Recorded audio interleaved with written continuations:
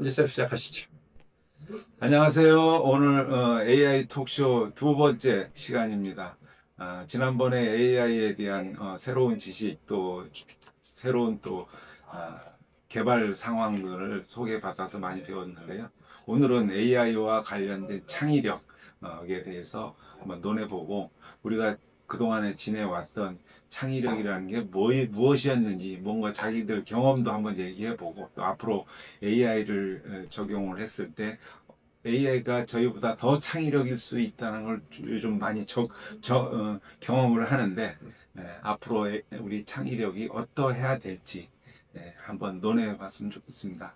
오늘 대단히 반갑고요. 오늘 또 여기 첫 손님으로 서희경 대표님 오셨습니다. 우리 서희경 대표님이 아주 미인이시고 이 AI 톡쇼에 아주 톡톡 튀실 재능이 있어 보입니다. 한번 오늘 간단한 소개부터 한번 들어보겠습니다. 네, 안녕하세요. 만나 뵙게 돼서 반갑고, 네, 여기 여러 이제 전문가분들과 함께하게 돼서 영광입니다. 저는 주식회사 마티네즈 대표이사고요. AI 강의 그리고 컨설팅, 그 다음에 AI 관련 솔루션, 특히 교육 분야 개발 등의 일들을 하고 있습니다. 아유, 굉장히 그 첨단 IT 기술을 이렇게 준비하고 계시는데 요즘 잘 팔리는 게 뭐가 있어요? 아무래도 이제 도메인별로 이제 다 차이는 있겠지만 이제 공통적으로는 에이전트 아, 구축에 대한 관심들이 되게 높으신 것 같습니다. 예, 아유, 예, 좋습니다. 우리 언제 회차에 뭐 우리 대표님이 하시는 그 AI 솔루션을 뭐 소개할 수 있는 톡쇼를 한번 하셨으면 좋을 것 같은데 언제쯤 가능하실까요? 네, MVP가 거의 완성이 되어서 네. 네, 네, 아, 이때쯤 좋습니다. 한번 일정을 네. 정하셔가지고 다음에 주제로 한번 삼고 싶네요. 네. 네. 반갑습니다. 오늘 좋은 톡쇼가 될 수 있도록 기여 부탁드립니다. 환영합니다. 네. 자, 그러면은 이제부터 우리 톡쇼의 주제 창의력이라는 것이 아마 각자가 경험적으로 많이 있을 거예요. 내가 어떤 일을 해봤을 때 이렇게 했더니 이게 상당히 내가 창의력 이런 것들이 크리에이티브한 거다라고 생각했던 것들. 우리 한 5, 6년 전만 하더라도 크리에이티브 유튜버란 말이 우리 온 생활 속에 일상화가 됐었는데 이제는 크리에이티브 AI 플레이어 오퍼레이터가 되는 게 앞으로의 어떤 타픽이 될 것 같습니다. 그렇지만은 창의력이라는 게 사람마다 또 이 세대마다 개념이 많이 다를 것 같아서 혹시 이제 여러분들께서 그동안 살아오면서 내가 했던 것 중에 이러한 것들은 창의력이 있었던 것 같아. 막 이런 것들 사례가 있었으면은 각자가 창의력을 어떻게 생각하는지 일단 한번 리뷰를 해볼 수 있고 또 앞으로 AI에서 나오는 또 창의력 우린 또 이것을 어떻게 할 건지 과거의 창의력과 앞으로의 창의력은 분명히 달라지지 않을까. 그게 사실 오늘의 논할 주제라고 보여집니다. 그래서 한번 우리 간략하게 여러분들이 과거에 하셨던 일 중에 이건 창의력이 있었더라. 이렇게 평가할 수 있는 것들 한번 사례들을 한번 말씀해 주시면은 좋을 것 같습니다. 우리 창의력이 하나의 어떤 화두가 되는 이유가 조금만 돌이켜보면 그거잖아요. AI가 과연 사람만큼의 어떤 그 새로운 걸 만들어낼 수 있을까?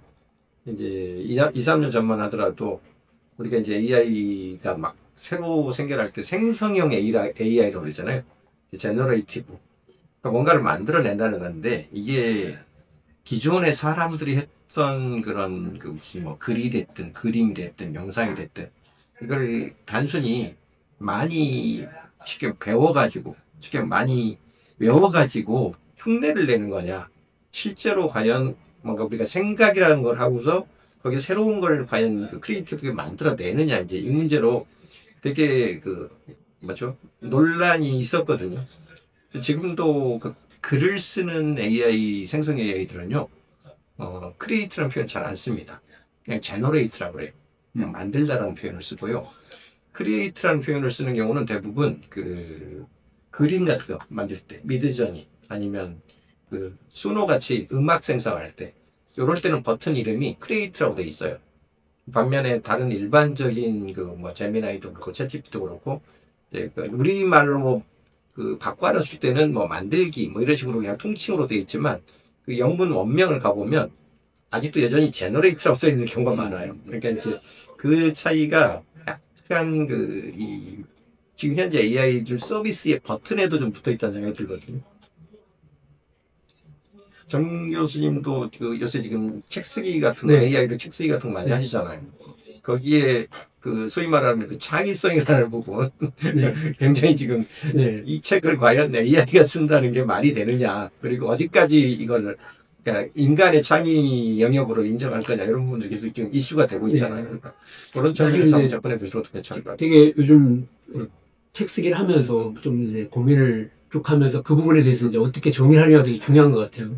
그러니까, 그렇게 하면서 이제 제가 생각을 요즘 좀 정리한 게 뭐냐면은, 우리가 기존에 창의성이라는 거라고 이야기를 할 때 보통 이제 뭐 예술이라고, 특히 예술의 영역, 어떻게 보면 글쓰기라는 것도 예술의 영역인데, 그 창의성이 전제라는 게 뭐냐면 시간과 노력, 소위 말해서 뼈를 갈아 넣는 그런 어떤 과정들이 있어야 만약 그것이 남들과 다른 차별성이 만들어지고 거기 창의성이 만들어진다는 그런 전통적 관점에서 어떤 그런 창의성의 어떤 출발점에 대해서 생각을 많이 하고 있거든요.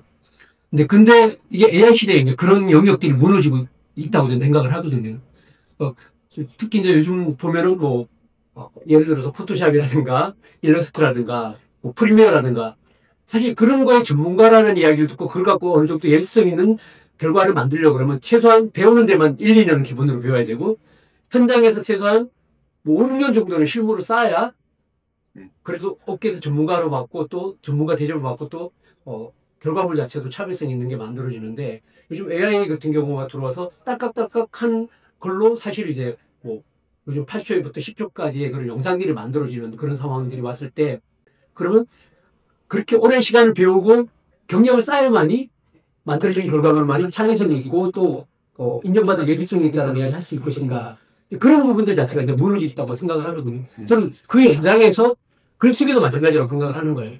제가 이제 요즘 글쓰기에 관련해서 과정을 만들고 또 이제 교육 프로그램을 만들면서 글쓰기 보통을 하게 되면 책 한 권을 쓰려고 그러면은 평균적으로 하루에 2시간씩 해서 빠르면 6개월, 안 되면 1년은 써야 책 한 권이 쓰여진단 말입니다.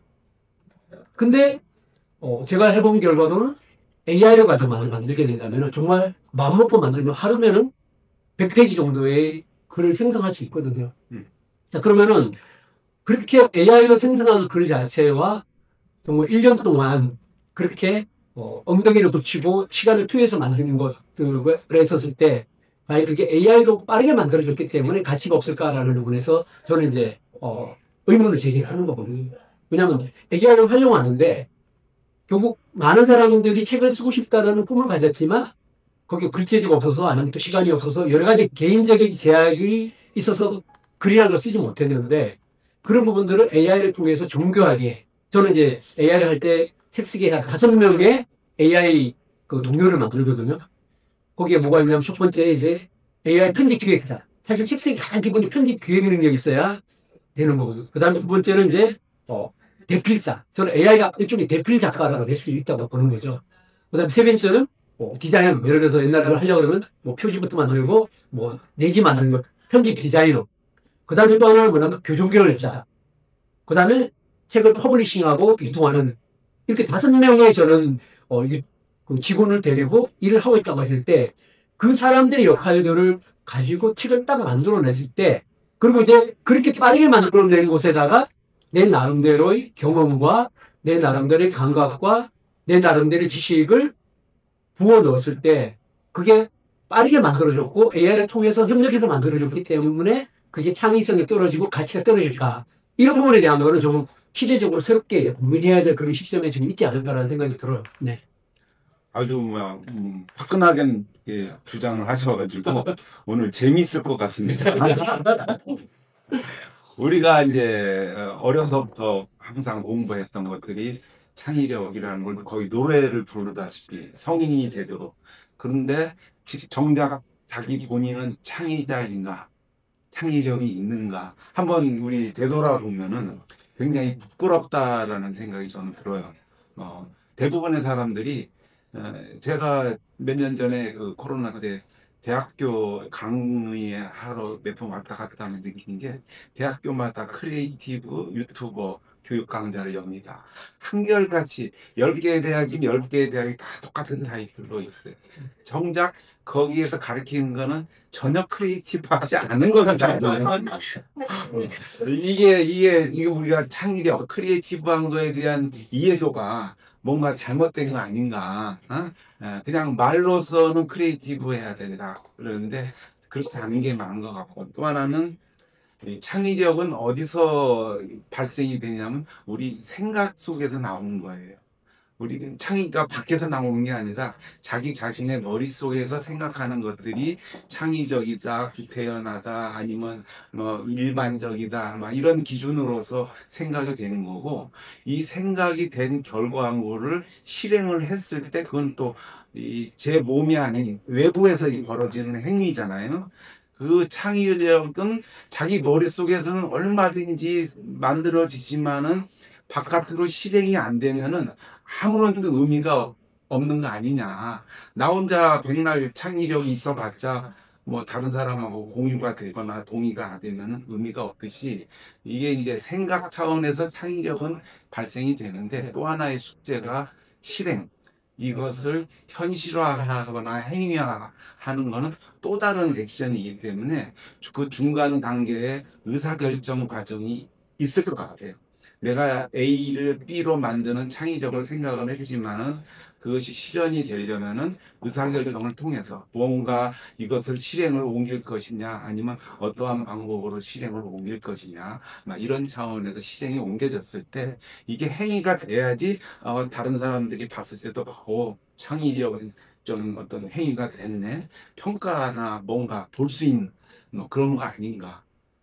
저는 그렇게 생각합니다. 제가 최근에 창의력 관련된 거 보면서 스탠퍼드 대학교에 AI의 창의력 훈련법을 하고 있는 스탠퍼드 교수 제레미 어틀리라는 교수가 한 유튜브가 있어요. 제가 그걸 보면서 되게 공감과 이렇게 하나의 어떤 인사이트를 느꼈는데, 어떤 경우냐면 오하이오주에서 중학교 7학년생이 이제 수업 시간에 창의력이 뭔가라는 질문을 했을 때 답변한 게 있는 게, 답변을 어떻게 했냐면 창의란 무엇인가요? 라고 했을 때 답변한 게 뭐냐면은 창의력이란 처음 생각했던 것보다 더 많은 것을 하는 것이시라고 정리를 내렸는데, 벤틀리 교수가 이야기하는 부분이 제레미 어틀리 교수가 하는 이야기가 바로 그게 창의력이라고 이야기를 하는 거예요. 특히 이제 이 제레미 어틀리 교수가 AI를 활용하는 부분에 대해서 이야기를 하면서 AI를 활용했을 때 거기서 우리가 창의적이라는 것은 무엇인가라고 할 때 AI는 일반적인 거를 만들어내는 것을 더 빨리 쉽게 하지만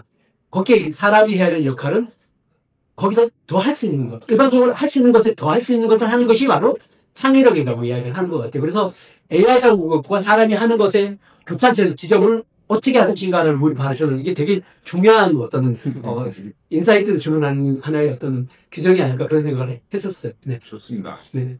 저도 며칠 전에 엊그제 5호 통제라라는 말을 갑자기 우리가 이제 카톡방에서 얘기하다가 이걸 표현하고 싶어서 그걸 딱 썼는데 제가 챗GPT에서 한번 5호 통제라의 진정한 의미가 뭔지를 한번 물어봤더니 딱 나오는데 제가 잘못 쓴 거야, 180도.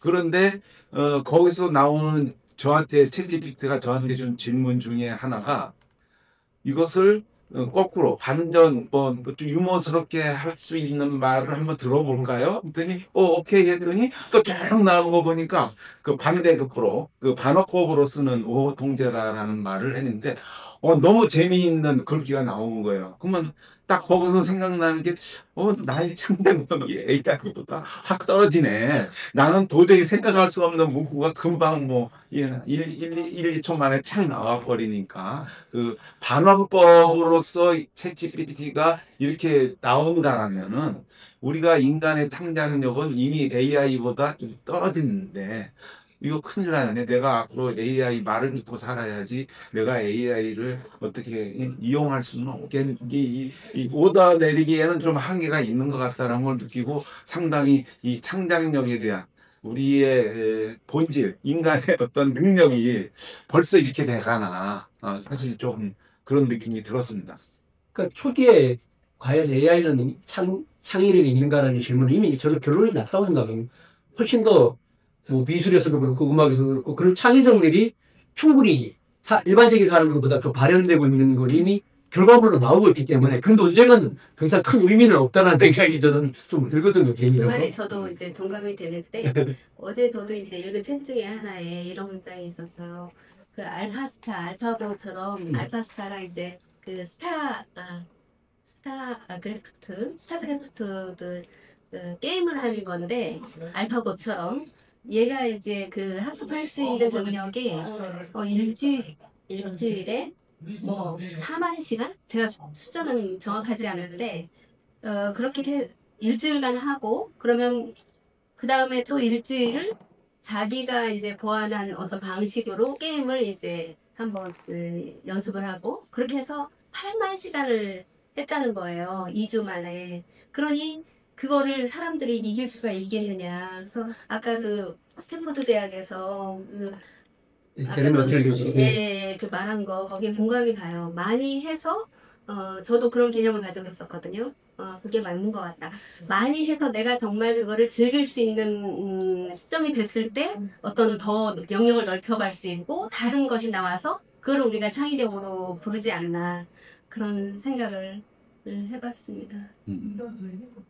그래서 저는 그 제 업무에 지난주에 최 교수님께서 제가 구글 광고에 어렵습니다 하니까 또 시간을 내서 그걸 또 설명을 해주셨어요. 그래서 제 그때 정말 저는 좀 개인적으로 충격이었어요. 아 이거를 다른 사람의 도움 없이 내가 할 수 있겠구나. 그래서 해봐야지 했는데 못하고 있다가 어제 해봤습니다. 어제 해봤는데 제가 챗GPT를 구독을 하고 있는데 재미가 일을 또 해야 되나?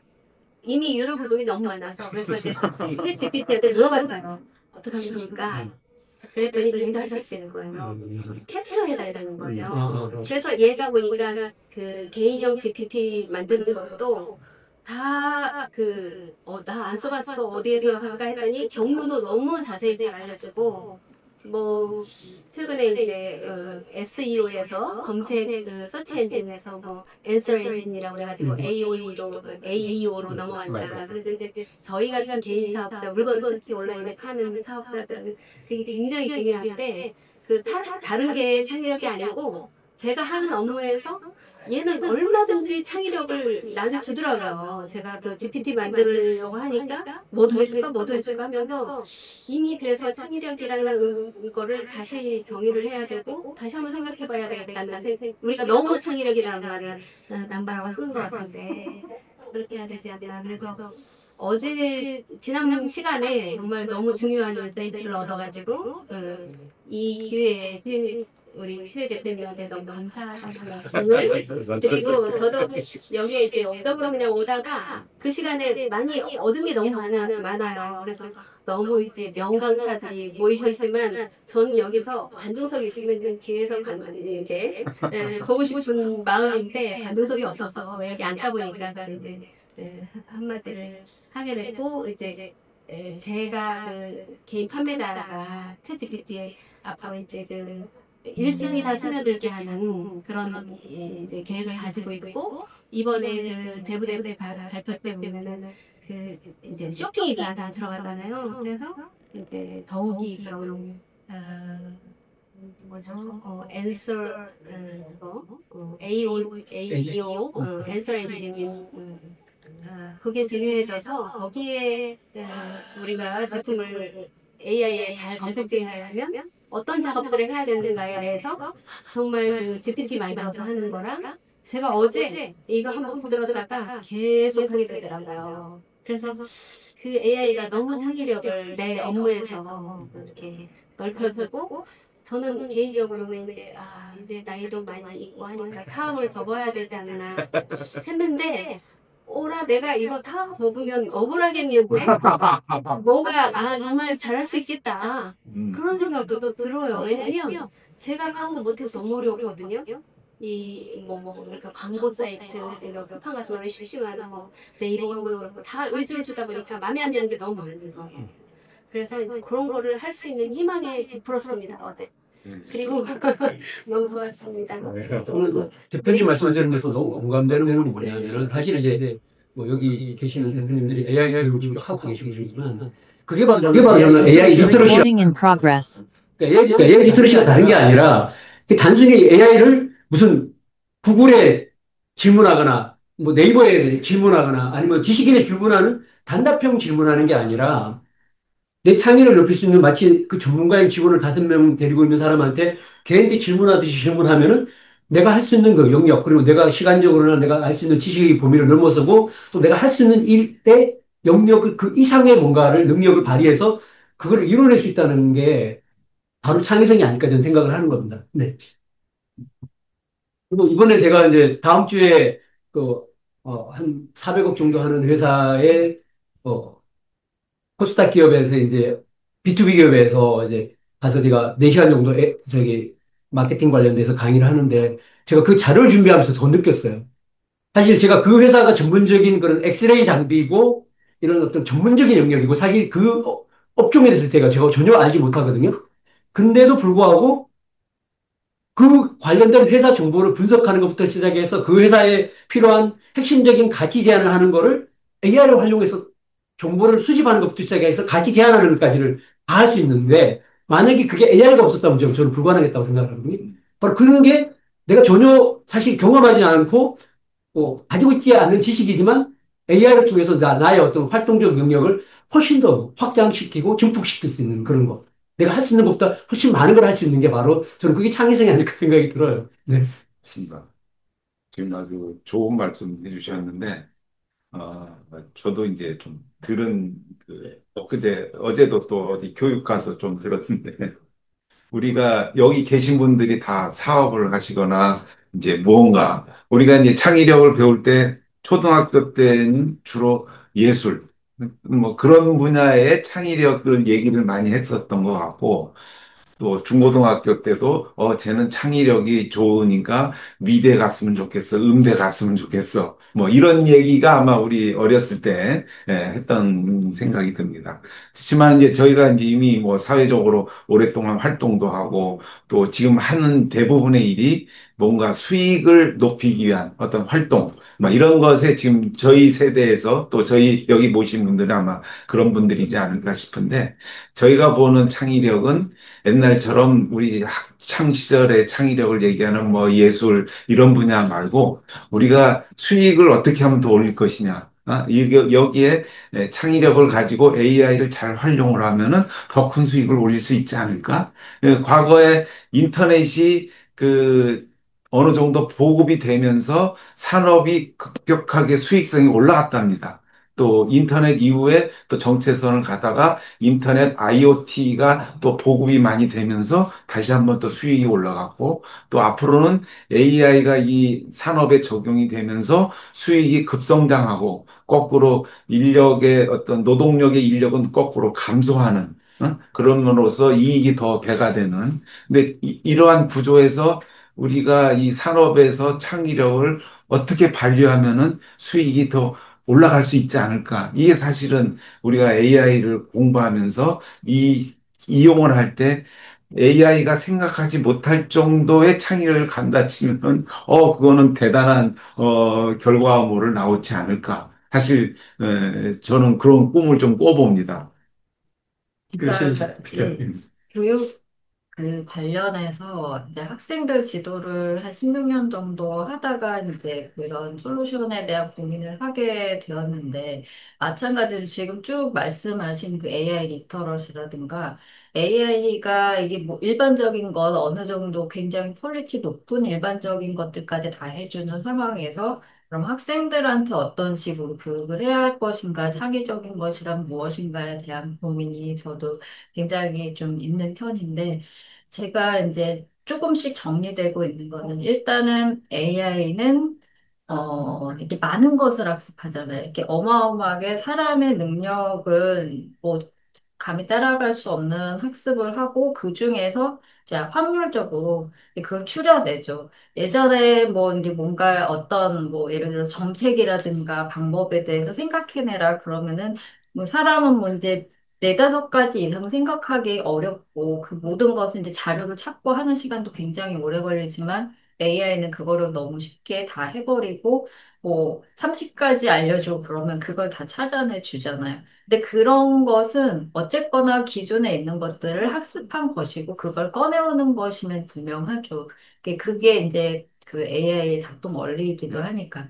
그러면 이제 거기에서 사람의 어떤 상상력, 그리고 이제 학생들이 이 길렀으면 하는 어떤 능력이라고 하는 것은 저는 이제 제가 이제 레포트를 쓰거나 과제를 할 때를 생각을 해보면 아무리 신층 연구를 하고 리포트를 해도 제가 계속 뭔가 원하는 것이 있고 이쪽 방향이라든가 이런 게 들어갔으면 좋겠다라는 방향으로 AI를 핸들링을 하게 되고 그 결과가 이제 다른 모든 이제 사람들로부터 인정을 받고 이게 이제 굉장히 훌륭하다. 똑같이 AI를 사용해서 그런 작업을 해도 그런 평가를 받게 될 수 있는 거는 그거를 재배열하고 조합하고 거기 아까 말씀하신 뭔가 하나를 이렇게 얹을 수 있는 능력인 것 같습니다. 근데 그게 그렇다고 해서 기존의 어떤 교육이라든가 이런 것들이 필요 없는 게 절대 아니고 그런 모든 것들은 사실 학습, 암기와 기억과 이런 것에서부터 또 비롯되는 것이어서 더 많은 어떤 학습과 사람도 노력이 필요하고 AI를 사용하면서의 어떤 이제 창의력을 발휘하는 부분에 대한 그런 기술, 뭐 리터러시 이런 것들을 제가 이제 지금 이제 솔루션 개발하고 있는 부분에 어떻게 녹여낼 것인가 그런 게 많이 고민되고 있어요. 아, 기대되네요. 저는 궁금했어요. 학교에서 뭐 무슨 일이 벌어지는지, 무엇을 가르치고 있는지, 이게 굉장히 궁금하더라고요. 아, 이게 이렇게 다 해주는데 애들은 무엇을 하고 있을까? 실제로 이제 학생들을 지도하다 보면 이제 그 생활기록부나 이런 것들, 레포트, 이 세트 보고서 이런 거 주제 이런 것들을 이제 챗 GPT를 안 쓰는 학생이 거의 없어요. 그 퍼플렉시티 같은 것도 사용을 하고 하는데 이제 그거를 그대로 받아오는 거예요. 이거를 나의 어떤 그 그치. 전체적인 것을 설계하고 거기에 맞춰서 어떻게 심화시킬 것인지에 대해서는 아직은 그게 경험도 없다 보니까 확실히 그런 부분은 어, 어른들도 따라오기가 좀 어렵더라고요. 기기 자체는 너무 잘 다루지만 그러면은 이제 그 학생들에게 역시 이제 길러줘야 할 것은 아무리 AI가 있어도 기존에 우리가 길러주고자 했던 그 창의성이라는 부분에 대한 기본은 변치 않겠구나라는 생각을 좀 그렇죠. 했고요. 네, 학교에서 이제 그 학교 현장에서 디지털 교과서라든가 AI 그 어떤 업체들의 제품들은 기존에 많이 있기는 한데 사실은 이제 뭐 그 맞춰서 그 이제 학생이 틀리고 그러면 비슷한 문제를 계속해서 이제 그 출제를 해준다든가 하는 건데 제가 좀 더 구현하고 싶은 것은 생성형 AI, LLM을 통해서 학생들이 본인의 약점, 그러니까 메타 인지를 형성시킬 수 있는 부분 그러니까 채팅 기능을 통해서 그거를 좀 향상시키고 싶어요. 그게 가능하다라는 거를 조금 확인하고 있는 중이고. 그래서, 예, 저는 이제 그쪽 부분을 좀 개발하고 싶은, 네, 그게 꿈을 갖고 있습니다. 기대됩니다. 네, 맞습니다. 아주 좋은 지적을 잘 해주셨어요. 교육 과정에서 지금 그런 부분들이 아주 일상적으로 지금 행해지고 있다고 보고, 어떻게 보면 나이가 더 있고 경험이 많은 교사 선생님들이 사실 그 부분을 아직 소화하기 좀 어려운 숙제로 지금 남아 있는 것 같습니다. 자, 우리 뒤늦게 우리 참여하신 즐겼습니다. 네, 일이 있어. 네, 근데 앞에 얘기를 못 들어갔고, 음. 제가 뭐 어떻게 얘기를 해야 될지 모르겠어요. 좀 소개부터 해주시죠. 소개. 정보사회학이고요. 덕성여대에서 강의하고 있고, 관련된 책 좀 읽고, 칼럼 쓰고 있고, 그래요. 관심 있는 분야이긴 하죠, 되게 많이. 정보사회학이니까 뭐 AI 빼놓고는 그것도 얘기할 수도 없고, 얘가 되게 많은 걸 변화시키고 있고, 그 속도가 되게 빨라지고 있어갖고, 적절하게 대응 잘 하면은 막 제대로 해서 살아남을 텐데, 대응하지 못하면은 되게 도태돼서 어떤 기술에 대한 이해의 정도에 따라서 사회적 불평등이 더 심해질 가능성도 있고, 아까 대표님 말씀하신 대로 선택을 잘해서 잘 응용하면은 새로운 시장이 열릴 수 있고, 잘 응용하지 못하는 사람들한테는 잘 응용하는 사람들에 비해서 많이 떨어질 가능성이 되게 많은 그런 생각을 좀 해보긴 했습니다. 좋습니다. 예. 또 나중에 또 우리 좋은 아이디어를 주실 우리 예, 교수님한테 기대를 해볼게요. 또 우리 또 이제 기업인으로서 또는 우리 이제 부가가치를 만들어야 될 직업인으로서 이게 사실은 이제 우리의 실질적인 이 밥줄 아닙니까? 그런 측면에서 AI를 창의력을 어떻게 쓰면 좋을지 한번 좀 아이디어를 주시면 좋을 것 같습니다. 지난주에 이제 잠깐 시연에서 보여드렸던 거 우리가 저기 그 데브데이, 오픈 AI 데브데이에서도 크게 이제 네 가지 정도의 시연을 하는데 그중에 두 번째가 세 번째 나왔던 친구가 마지막 이 클로징을 어떻게 하고 가냐면 이제 우리에게 그 제한을 줄 수 있는 거는 상상력의 크기밖에 없다. 그러니까 기능적으로는 이제 쉽게 말하면 말로 그냥 그렇죠, 입으로 그렇죠. 시키는 거를 내가 마치 옆에서 그냥 대리자처럼 대행자처럼 심지어는 코딩을 하는 것까지도 그냥 즉석에서 짜버리니까 이제는 결국은 시키면 되는 이제 시대가 와버린 상황에서 뭘 시킬 것인가 이제 그 시키는 그 목적 내용이 이제 개인의 상상력에 이제 이 틀에 안에 갇혀 있다는 얘기거든요. 그래서 이제 맞아. 그러면 이제 저도 이제 그걸 많이 느끼는데 제가 한 3년 정도 이제 AI 거의 올인하다시피 해가지고 이 기능을 이제 익히겠다 보면 이제 어떤 느낌이 드냐면요. 뭐든 되는구나. 안 되는 게 이건 이제 느낌이 와요. 드디어, 그렇죠. 얘네 시키면 다 하네? 라는 걸 이제 그때부터 이제 느낌이 오는데, 그럼 뭘 시키지? 이러면 이제 그때부터 멘붕이 와요. 실제로 그래, 실제로. 오늘 아침에도 그 이제 제가 다음 주에 그 전시 그 산업 분야에 있는 분들 이제 참가 업체, 그동안은 이제 주로 뭐 코엑스라든가 뭐 이런 뭐 킨텍스라든가 여기 이제 전시를 주최하는 분들 대상으로 교육을 좀 했었는데 이번 기술은 좀 바꿔가지고 그 전시 부스에 참여하는 업체들, 담당자들 그분들을 대상으로 어떤 거를 알려주면 좋겠냐 이제 그렇게 요구사항이 바뀌었어요. 그러니까 옛날에는 주최자 쪽에서 전시 주최자 쪽에서 참가 업체 쪽으로. 자, 그러면 이제 교재가 다 바뀌어야 돼요. 그치, 그치. 예전에는 이제 저 참가 업체를 모집하려고 하는 사람들 관점에서 이게 썼던 만들었던 이제 교환인데 이거는 이제 이 주체가 바뀌는 거죠. 이걸 이제 그 초안을 줬더니 이거 안 바뀌었잖아요. 이번에 오시는 분들은 대상자들이지 이 주최하는 전시 그 행사 업체들이 아니에요. 이거 내용을 좀 바꿔주세요라고 그러는데 그래 주세요. 뭐라 그랬겠어 제가. 그동안 그 참가 업체 입장에서 만들어졌던 시트가 몇 장 있거든요. AI를 이용하면 그 컨벤션 기획을 할 때는 뭐 이렇게 써먹을 수 있어요라고 했던 대목을 다 AI한테 넣어놓고 챗GPT에 넣어놓고 야 이번에는 전시를 주최하는 쪽이 아니라 거기에 부스를 참가하는 업체 쪽 사람들 대상으로 교육을 해갔거든.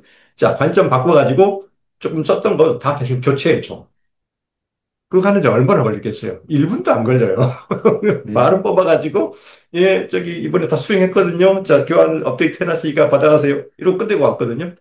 근데 이 작업을 하는데 불과 10분, 15분밖에 안 걸려요. 그러니까 관점만 딱 바꿔주면 끝나는 거거든요.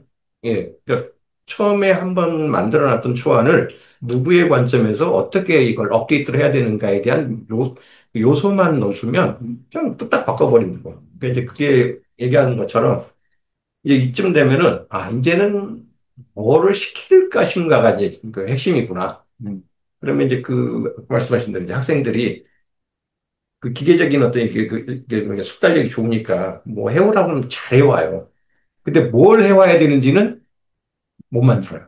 이게 이제 똑같아요. 저 같은 경우도. 그래서, 야, 그러니까 뭘 할까에 대한 고민을 훨씬 더 이제 많이 해야 되는 시점이 왔고, 그 뭐를 해야 될지를 좀 고민을 많이 하려면 할수록 제가 결론을 뭘 내리냐면요. 책을 더 읽어야 되겠다. 저는 네. 약간 네. 이제 그 논의가 이제는 그 기존의 창의성은 뭐였고 AI 시대의 창의성은 또 어떤 것인데 그러면은 이제 AI의 창의성 이 AI가 어쨌든 이제 대세가 되는 이 시대에 창의력이 필요한 거고 그다음에 이 창의력은 결국은 이제 사람이 부가가치를 더 이상 이렇게 생산하는 게 좀 어려워진 이 시대에 AI를 가지고 어떤 식으로 부가가치를 창출할 것인가를 이제 논의가 이렇게 돌려가고 있는 것 같아요. 근데 저도 아무래도 돈 버는 거에 관심은 누구나 많겠지만 저도 되게 관심이 많은데 저는 이제 말씀하신 대로 AI로 안 되는 게 없겠구나라고 생각을 한 다음부터는 너무 할 게 많은 거예요. 너무 할 게 많은데 그래도 어쨌든 집중할 시간은 필요하고 저에게 시간이 할애된 시간은 이제 좀 한정되어 있으니까 차례차례 하고 있는데 의외로 저는 최근에는 이제 개발자분들하고 한 두어 번 프로젝트를 진행을 했어요. 네, 이제 문제 해결을 하는 솔루션을 개발하는 프로젝트를 두어 번 했는데 의외로 저는 이제 개발하시는 분들은 뭐든지 하실 수 있다고 생각을 해요. 아니, 거기에다가 AI가 있는데 뭘 할 게 뭘까라는 생각을 했는데 그분들의 약간 물론 이제 다 그러신 거는 아니고 많은 분들이 그냥 해결하고 싶은 문제가 없어요.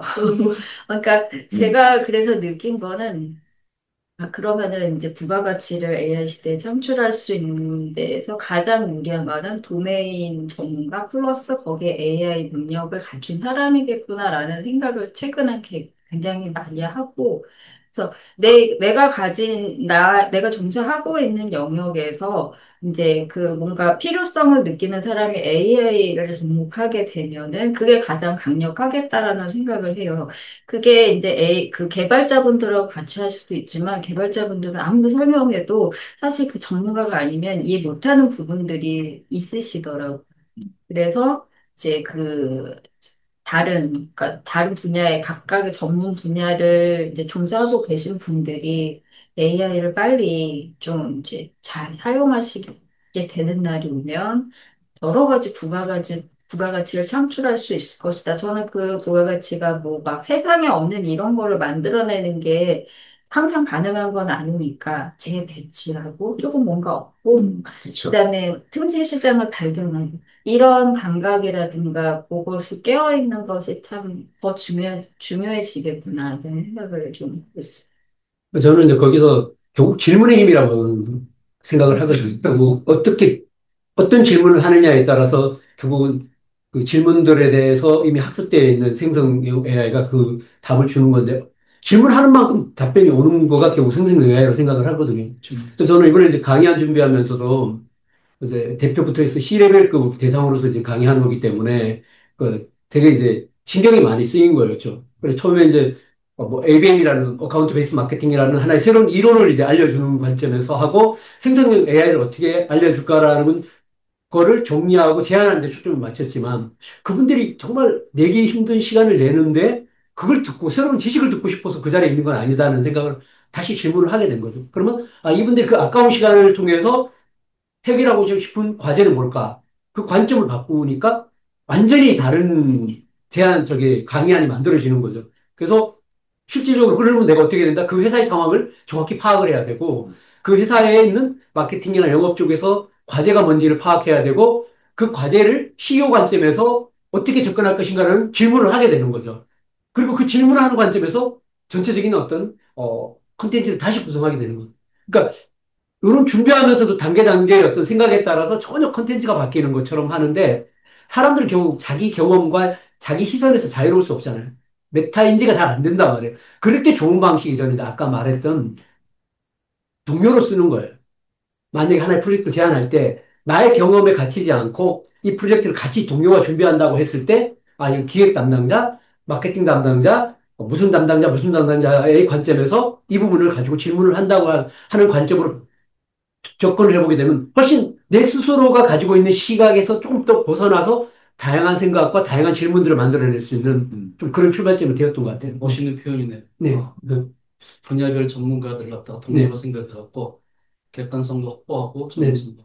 네. 좋네요. 예. 실제 프롬프팅 네. 그 엔지니어링 방법에도 그게 있거든요. 그러니까 멀티 페르소나 기법이라고 그래가지고 똑같은 주제를 놓고 그 어떤 아이디어를 떠올리게 할 때 나 혼자의 관점에서 나 뭐 하는 사람이고 무슨 목적 때문에 이런 게 필요하거든 이렇게 요구를 하는 게 아니라 지금 이 주제를 가지고 우리가 집단 토의를 해야 되겠어라고 하면서 등장인물을 다 지정을 해줘요. 뭐 AI 전문가 아니면 요 분야 도메인 전문가 누구 무슨 컨설팅 뭐 20년 차 이런 식으로 4명, 5명, 6명을 그 페르소나를 지정을 해준 다음에 자, 이 주제를 놓고 이 사람들 관점에서 이야기해봐. 이런 식으로 프롬프트를 쓰면 그러니까 1인 다역으로 그 관점에서 다 얘기를 합니다. 그러면 내 입장에서도 놓칠 수도 있었던 어떤 그런 그 생각과 관점들을 내가 똑부러지도 지적을 하거든요. 심지어는 그 논쟁적으로 토론을 하세요라고 디베이트라고 그러죠. 서로 상대방의 그 약간 그쵸, 약한 그쵸, 고리가 그쵸. 있다고 생각되면 그 부분을 집중적으로 공격을 하세요. 이런 식으로 토론하라고 그러면요. 또 그렇게 하거든요. 그러면 상호 검증이 되는 거예요. 그래서 예, 논점에 대해서도 관점에 대해서도 이런 어떤 그 프롬프팅 기법만 좀 잘 활용하셔도 아이디어를 좀 더 풍부하게 만드는데 굉장히 크게 그 도움이 되거든요. 저도 이제 이번에 그걸 하면서 했던 게 이제 컨텐츠를 만든 다음에 이거를 여기 CEO 입장에서 아니면 C레벨 영업 담당 C레벨 마케팅 담당 C레벨에서 봤을 때 이걸 어떻게 문제를 생각할까라는 거를 거꾸로 질문을 하는 거죠. 그리고 또 아까 최 교수가 이야기해 주신 것처럼 롤플레이도 가능하다는 거예요. 내가 고객 만나러 갈 때 그 사람의 캐릭터를 던져주고 그 사람 관점에서 나의 이런 질문을 할 때 어떤 질문이 올 건가를 질문하면은 오히려 그 대화를 하면서 실적으로 그 사람 관점에서 질문을 받고 내가 대화하면서 준비를 해갈 수 있는 것도 사실은 지금 현재 가능하거든요. 그런 것처럼 내가 가지고 있는 어떤 그런 내 스스로의 메타인지를 좀 더 확장시키는 부분에서 정말 크게 상위성들을 만들어낼 수 있지 않을까 생각이 들어요. 네. 나도 이렇게 다양한 방법론을 말씀해 주셔가지고, 야, 이거 참 AI 시대의 창의력을 다시 한번 생각하는 거 아닌가. 네, 저도 이제 그 과거에 뭐 창의력 하면은 그림을, 아까 말씀드렸다시피 그림을 잘 그려서 뭐 유명한 아티스트가 된다든지 이런 개념을 많이 들었는데, 저는 요즘 이제 그동안 살아왔던 경험 속에서 내가 알고 있는 지식을 가지고 이렇게 통합하는 부분, 사람 각각과 같이, 결국 아까 이제 제 생각에서 아무리 창의력을 갖고 있다 하더라도 실행하는 방법이 구현되지 않으면은 뭐 말 그대로 그냥 꿈꾸는 거나 비슷한 상황이 되니까, 실행을 하려면은 혼자 하는 일이 아니잖아요. 이 일이라는 대부분은 누군가 같이 협업을 하거나 콜라보를 해서 이것이 실현이 가능해지는 건데, 여기 지금 6분이 있습니다만은 각자의 경험도 다르고 각자의 어떤 특장점이 다 다르니까 우리가 이것을 사전에 잘 파악을 해서 서로가 서로를 이렇게 교류를 통해서 그런 부분, AI를 또 같이 하나의 우리의 파트너로 삼아서, AI도 종류가 여러 가지가 있는데 AI 자체는 누군가가 개발자들이 만들어 놓은 거고, 우리는 그것을 하나의 인간과 비슷한 또는 인간보다 더한 기능이 있으니 이게 서로와 하나의 통합되는 어떤 파트너 아닌가. 그래서 우리가 서로가 좀 더 자세히 알면은 오류의 범위가 좀 더 줄어들지 않을까. 제가 만약에 챗GPT에다가 어떤 이슈를 제기할 때 여기 참여하신 인물이 A라는 사람은 성격이 뭐 어떤 분이고 B라는 사람은 어떤 분이고 이걸 종합해서 집어넣고 뭔가 시뮬레이션 하면은 더 사실에 가까운 또 가능성이 높은 뭔가 아이디어를 주지 않을까 이렇게 봅니다. 네. 그래서 이제 그 문제 해결형 인간을 육성해야 된다는 얘기를 예전에 많이 했잖아요. 요새는 문제 해결은 시키면 얘가 다 해. 이제는 뭐가 문제라고 할 수 있는지 문제를 도출하는 능력, 문제를 설정하는 그치, 능력이 그치. 훨씬 더 그치. 중요하다고 얘기를 하고, 아까 이제 질문하는 능력에 대해서 얘기를 했잖아요. 질문이라는 거는 뭔가 내가 해결하고 싶은 뭔가 과제가 스스로 인식이 돼야만 이게 그게 궁금증이 됐든 뭐 질문을 던지게 돼 있는 거거든요. 그러니까 지금은 이제 문제 해결 능력으로부터 문제를 설정하는 능력으로 좀 변환해야 되는 시점인 네. 거죠. 네. 그게 굉장히 큰 그 이 관점과 포인트의 변화라고 저는 보이거든요, 실제로. 느끼죠, 현장에서만. 맞습니다. 예, 예. 그러니까 저는 너무 해결을 제 분야가 아닌데도 해결하고 싶은 문제가 참 굉장히 많거든요. 근데 제 원래 했던 교육 분야뿐만 아니라 이커머스, 그다음에 이제 SNS 관리하는 거, 마케팅. 왜냐하면 이제 AI로 혼자서 다 할 수 있는 세상이기도 하거든요. 그럼 이제 그 모든 것이 궁금해지고 모든 걸 다 해결하고 싶은 생각이 드는 거예요. 그런데 왜 사람들은 이걸 해결하고자 하지 않지? 약간 이제 그런 입장인데, 이제 그거는 그런 것 같아요. 이제 본인의 그 업무의 어떤 해결점을 느끼더라도, 해결할 필요성을 느끼더라도 AI 자체를 또 평소에 이게 이제 그래서 이제 한 가지가 더 필요하다는 생각이 드는 게 AI를 한번 접하고 활용을 해봤는데 뜻대로 잘 안 되더라. 에이. 이거 아니고 조금 깊이 어느 정도 시간과 노력을 들여서 깊이 조금 연구하시는 시간은 필요할 것 같다는 생각이 네, 맞습니다. 제일 실전에 많이 쓸 수 있는 사람들이 저 같은 개인 사업자가 아닐까 생각을 해요. 저도 어제 잠깐 그렇게 오늘 이제 뭔가 좀 얘기를 하려고 했던 것 중에 이제 그 자사몰이나 뭐 스마트 스토어나 쿠팡에는 불가능하지만 자사몰이나 블로그 같은 데다가 그 뭐죠? 제이슨 LD라는 거 그런 그 자바스크립트로 된 그 프로그램이더라고요. AI가 잘 인지할 수 있는 그거를 쉽게 얘가 만들어주겠죠? 만들어주면 뭐 저도 HTML을 좀 써와서 아는데 헤드 부분에다 끼워 넣어라. 그러면 제가 모르면은 그냥 그거 캡처해서 어디다 넣어야 돼? 하면은 여기다 넣으세요. 알려주니까 정말 못할 게 없어서 이제 교육하시는 분들은 정말 너무 좋은 일을 하시는 것 같은데 제일 중요한 게 정말 조금 전에 말씀하신 거.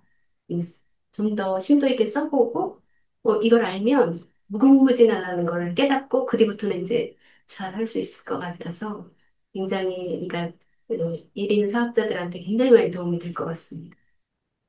교수님, 그 학교에서는 좀 어떻습니까? 학생들이 지금 이 AI, 저도 가끔 대학교 특강을 가는데, 뭐 자주는 안 가지만, 오히려 이 일선에서 그 장사하시거나 이런 그 비즈니스 하시는 분들보다 어떨 때는 되게 문제의식이 막 그 뒤져 있다는 느낌을 종종 받거든요. 저는 이제 사회, 기본적으로 예, 사회학이거든요. 예. 사회가 인문학인데 크게 보면은 학생들이 이제 레포트를 AI를 써서 내요.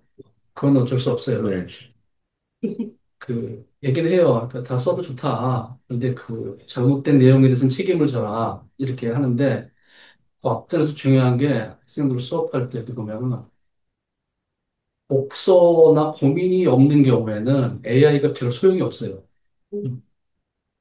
그러니까 예를 들어서 제가 이제 수업 시간에 이제 사회학이라 4차 산업혁명을 얘기하기 위해서 산업혁명 자, 산업혁명을 얘기를 해야 되고, 그러니까 자본주의를 얘기를 해야 되는데, 그래서 산업혁명이 시작됐고, 2차, 3차, 4차 이렇게 맥락을 얘기를 하면은 독서가 안 돼 있으니까 산업혁명 얘기를 잘 이해를 못 해요. 언제 어느 시기에 됐고, 산업혁명하고 프랑스 대혁명하고 자본주의가 만들어졌다는 얘기를 전혀 이해를 못 해요. 인문학적 수준이 되게 뚝 떨어지니까. 그러니까 얘네들이 레포트가 AI를 작성했는데 그 수준들이 뚝 떨어지고 잘못된 걸 갖다가 그대로 짜기 위해서 갖고 오는 거예요.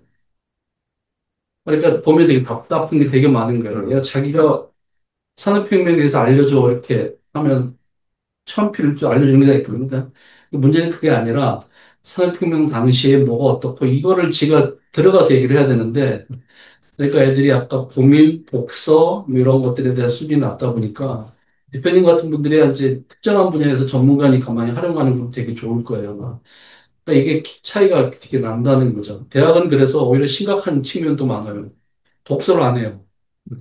여기서 알려준다고 생각을 해갖고 또 뭐 책 보라고 하면은 뭐 책을 사야 되느냐 이런 얘기도 많긴 하는데 학생들의 인문학 수준은 떨어지긴 해요. 분명히 다.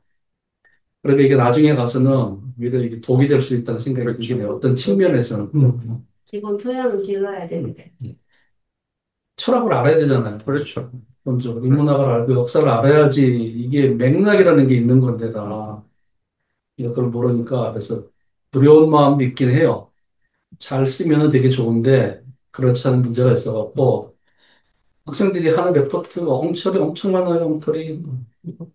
지금 방금 말씀하신 내용이 교육뿐만이 아니라 우리 일상적인 생활에도 똑같은 문제들이 지금 너무 많다 보니까 요즘 사실 정신이 없어요. 이 세상이 바뀌어 나가는 게 이게 그냥 뭐 1, 20도 바뀌는 게 아니라 180도 바뀌는 현상이 나타나고 있습니다. 그래서 지금 방금 학교 학생과 그 가르치는 교수님의 그런 문제가 어떻게 보면 굉장히 큰 영역이 될 텐데 그 이외에 다른 영역에서도 비슷한 문제들이 나타나고 있는 것 같아요. 뭐 오늘 이렇게 참 너무 다양한 주제들이 많아서 밤새워도 다 얘기 못할 것 같은데 일단 창의력과 AI 관련해서 오늘 좀 그나마 이렇게 논할 수 있었던 거는 매우 좋았던 것 같습니다. 지금 그 기계 기술의 발전에 따라서 사람들의 어떤 대응 형태가 바뀌는 건 그건 필연적이에요. 어쩔 수가 음, 없어요. 저만 하더라도 이제 아까 하면 할수록 책을 더 읽어야 되겠구나라는 생각을 제가 문제에서 느낀다고 그랬잖아요. 근데 정작 책을 어떻게 보는지 아세요? 옛날처럼 안 읽어요. 왜냐면 sorry. 종이책은 어, 그 어떤 완결성으로 내가 머릿속에 그치, 그치. 익히려면 꼭 읽어봐야 되잖아요. 근데 이거를 이제 전자책으로 대신해. 응, 그래서 PDF 파일을 구한 다음에 그거를 노트북 LM에다가 대신 공부하라고 그래. 응, 응. 그러면 원래는 제가 그 수공업적으로 읽었던 책이 대부분 전자책으로 학습조차도 AI한테 맡겨버리는 이제 그런 현상이 벌어지면서 실제로 책을 덜 읽게 돼요. 이걸 제가 느끼거든요, 몸소. 그러니까 이제 학생들이 그럴진데 저희 같은 사람조차도 그나마 종이책에 익숙해 있는 사람들은조차도 이제는 그 새로운 지식을 얻거나 정보를 가공하는 이 방법을 AI한테 의존하게 된다고요. 그렇죠. 네. 그러니까 이제 자기가 머릿속에 자기 서사가 있어야 되는데 네. 그 서사가 이제 맥락이잖아요. 서사가 있어서 기승전결을 지가 구성을 해서 그 안에서 필요한 것들을 그때그때 이용을 해야 되는데 네. 그 주체가 자기가 안 되는 네. 거예요, 그렇죠. 전부 자꾸 묶여버리게 되는 아, 거죠. 아까 의존하게 얘기한 되는 책 하나 본다는 거는 그 지은이가 쓴 처음부터 끝까지를 전부 다 자기 세계로 받아들이는 과정이잖아요. 나 힘든 과정을 통해서 그 문장을 통해서 내 세계를 재구축하는 건데 그런 경험들이 있어야 자기 또 세상을 만들고 그 세상을 만들 때 AI를 응용하는 거거든요. 근데 이 앞에가 다 절단되고 알려줘, 어렵다 알려주니까 되게 단순하게 생각해서 차이가 되게 커질 거라는 생각이 드는 거죠. 어쨌든 독서는 되게 필요한데 어쨌든 간에 다 맥락 이런 것들은 필요한데 그렇지 못한 측면은 또 있어서 창의성도 되게 제한적일 가능성이 있다. 사용자의 능력에 따라서 그런 생각이 드는 거죠. 제가 보기에 이제 이 말로 제가 한번 마무리 짓고 오늘은 이제 예. 시간이 거의 된 것 같습니다. AI가 제공하는 거는 정보라고 봅니다. 인간이 갖고 있는 거는 고민. 이 인간이 고유하게 가질 수 있는 자산은 고민이라는 철학이 있는 거고, AI가 제공하는 거는 하나의 가공된 정보. 그 안에는 뭐 따뜻함, 차가움, 이런 게 없는 그냥 정보로서의 제공자고, 인간은 그게 아니라 아주 쓰디쓴 또는 아주 달콤한 뭔가 이런 것들이 어우러져 있는 새로운 생성자로서는 인간의 가치는 분명히 있을 것 같아요. 이것이 두 가지가 어떻게 하면 접목이 잘 돼서 뭔가 더 나은 세계를 만들 것인가가 아마 우리 초점이 아닐까 싶네요. 오늘 뭐 이 긴 시간 동안 아주 좋은 말씀 주셔서 감사드리고 우리 또 다음 3차 AI 톡쇼에 더욱더 톡톡 튀는 말씀 좀 기대해 보겠습니다. 아, 수고했습니다. 네, 수고했습니다. 네, 다음 시간에 뵙겠습니다. 네. 네. 자, 녹화는 일단 중단하고요.